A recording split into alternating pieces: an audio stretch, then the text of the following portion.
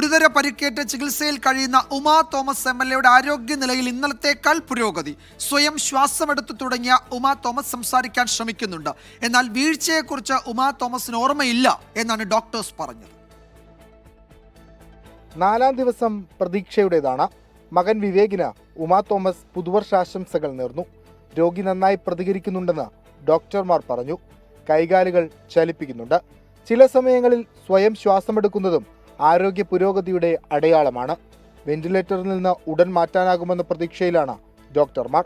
ഇന്നലത്തേക്കാളും overall നേരിയ പുരോഗതിയുണ്ട്. ചെസ്റ്റിൻ്റെ കാര്യത്തിലായിരുന്നു ഒരു concern ഉണ്ടായിരുന്നത്, ലങ്സിനകത്ത്.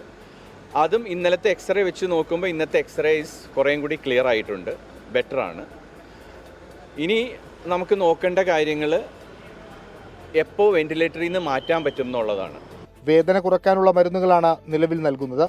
ശ്വാസകോശ പ്രശ്നങ്ങളും കുറയുന്നുണ്ട്.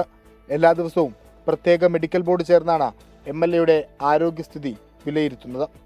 24 കൊച്ചി.